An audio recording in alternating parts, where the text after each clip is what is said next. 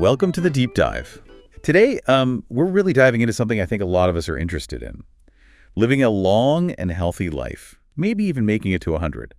We've got a stack of articles here on the latest longevity research, and I gotta say, some of this stuff is pretty fascinating. I'm ready to add a few years to my own life. Well, you've definitely come to the right place. It seems like everyone's trying to unlock those secrets to a longer lifespan, and, modern science is actually getting us closer. What I find so interesting is how many of these strategies are actually surprisingly simple. Simple, I like that. So, are you ready to start building our longevity recipe? Absolutely, let's do it. Okay, so let's start with the basics. It seems like every single article in this stack agrees. Diet is absolutely crucial. I mean, one expert even went so far as to call it the most important factor. It makes sense, right? I mean, what you put into your body obviously has a huge impact on how well it functions over time. And the research is becoming increasingly clear on this. The Mediterranean style of eating is a real winner when it comes to longevity. Okay, so we're talking like lots of fruits, vegetables, healthy fats. The good stuff. But there's more to it than just what you eat, isn't there? You're absolutely right. One of the most intriguing areas of research is looking at the power of when you eat. This idea of time-restricted feeding keeps coming up again and again. It basically gives your cells a chance to clear out damaged components, a process called autophagy, which seems to be really linked to longevity. So it's like hitting the reset button for your body. Exactly. So it's not just about what's on the menu, but also the timing of our meals. I noticed a lot of the articles recommended having like a 12-hour fasting window each day. You know what's funny? My grandmother, who is still going strong in her 90s, she rarely eats late at night. Maybe she's onto something. I'd say she probably is, and when she does eat, I bet her plate is full of colorful veggies. Oh, absolutely. She is all about her greens. What else are these, centenarians out there loading up on? Well, beans and lentils, those are practically longevity superstars. They're packed with nutrients and fiber. And then, of course, nuts are great for healthy fats, and whole grains give you that long-lasting energy. Oh, and here's an interesting thing. A lot of them are eating very little red meat, if any at all. So it's not about deprivation, it's more about like making smart choices, which honestly sounds pretty doable. Okay, let's talk exercise for a second. Yeah. I'll be honest, the thought of having to become like a marathon runner to live to 100 isn't super appealing. I hear you. The good news is you don't have to. While regular exercise is definitely fantastic, the research really seems to be emphasizing consistent, low-intensity movement throughout the day. It's more about just staying active rather than training for a triathlon, Okay, that's a relief. A lot of these articles mention these blue zones, those regions around the world where people are living these exceptionally long lives. And what really struck me is that they're not necessarily hitting the gym every day, but they are incredibly active in their daily routines. That's it. They're out there gardening, they're walking to see their neighbors, cooking meals from scratch. They've really woven that movement into their everyday lives without even thinking about it. It's like that saying, the best exercise is the one you'll actually do, right? It shouldn't feel like a chore. Exactly. And here's a really fascinating little tidbit. Studies are showing that even those short bursts of exercise, like taking a brisk 10-minute walk, can actually make a big difference. So even if you're super busy, you can still reap those benefits of movement. Just got to find those little ways to sneak it in. So we've got our delicious Mediterranean-inspired meals, perfectly timed, and we're sprinkling in some movement throughout our day. What's the next key ingredient in this longevity recipe of ours? Well, this is where things get really, really interesting. It seems like having a sense of purpose, some sort of spirituality, or a strong belief system plays a significant role in how long we live. Okay, so a sense of purpose and spirituality, and that's actually impacting how long we live.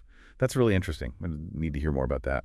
Yeah, so the research seems to suggest that people who engage in some type of spiritual practice or who have a strong belief system in general, they actually tend to live longer. And what's interesting is that it's not necessarily about, following any specific religion. It seems to be more about those social connections it provides and the overall sense of meaning and purpose.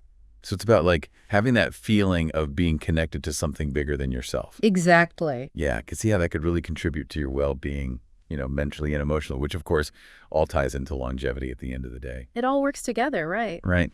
And, speaking of connection, that's another big piece of this longevity puzzle. No, it's actually kind of funny because I noticed that kept coming up as I was going through these articles, those strong social connections. Everybody seems to be talking about that. It makes sense, though, when you think about it. We're social creatures, right? Connection is in our DNA. Totally. And those strong social bonds really do seem to be a secret weapon for living a longer life. I read this one article and they called it social fitness. Oh, I like that. Right. It's not enough to just have friends, You actually have to put in the effort to nurture those relationships. Schedule that coffee date, pick up the phone. You got to make time for the people who bring you joy. 100%. Those connections are really what make life worth living. And speaking of finding meaning, have you come across this Japanese concept of ikigai in your reading? Yes. It's like your reason for being, right? It's it. And it's about so much more than just having a job or having a career. Right. It's like what gets you out of bed in the morning. It's that thing that makes you feel excited about life. You got it. And the research is really starting to show that having that strong sense of ikigai can actually add years to your life. And, the best part, it doesn't have to be some big, crazy ambition. Yeah. A lot of the articles had really simple examples, which I liked. Like, it could be something as straightforward as gardening or volunteering, or maybe you've always wanted to learn a new language. Right. It's all about finding those things that make you feel alive, those things that you're truly passionate about. And you know what? That actually kind of ties into this whole idea of lifelong learning, doesn't it? There's this fascinating study from Harvard. I think it said it's been running for over 80 years. Wow, 80 years. I know, it's crazy. They basically found that people who make a point of always learning new things and, having that growth mindset as they get older, they tend to be happier and healthier. It's amazing, isn't it? Like our minds crave that stimulation, that new information, just as much as our bodies need movement and good food. It really does seem like this longevity recipe is all about looking at life holistically, taking care of all the different aspects of yourself. Absolutely. It's about finding joy in the simple things, nurturing your relationships, getting your body moving, feeding your mind. And the most exciting part is, it really feels like we have a lot more control than we think when it comes to, how long and how well we live. I think you hit the nail on the head. That's what's so empowering about all this research. It's not about, trying to find some magical fountain of youth or anything. It's about making these small conscious choices each day that add up over time. Yeah, totally. But, I'm curious, what would you say to someone listening who's maybe feeling a little overwhelmed right now? Honestly, I'd tell them to just start small. You don't need to flip your entire world upside down overnight, Just pick one thing that really resonated with you from our conversation today. Okay, so let's say what? Like maybe they'll start incorporating more leafy greens into their diet. Exactly. Or maybe they finally sign up for that dance class they've been thinking about. Or maybe it's as simple as calling a friend, someone they haven't talked to in a while. Yes. It's all about those small, consistent changes that make a real difference. So it's about progress, not perfection. 100%. And remember, it's never too late to start. We talk about wanting to live longer, but it's really about making those years count. It's about the quality of life, not just the quantity. Exactly. Adding life to your years, not just years to your life. I love that. Thinking back to those articles and all this research, it really makes me think about my own grandparents. Because they really do embody so many of those things we talked about today. Living with purpose, staying active, having close relationships. And I don't even think they're trying, That's amazing. It's just ingrained in who they are. It's like their lifestyle.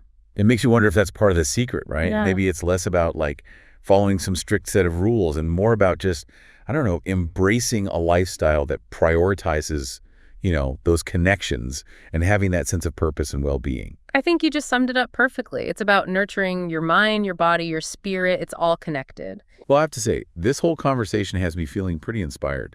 I think I'm going to call my grandma and see if she wants to go for a walk this week.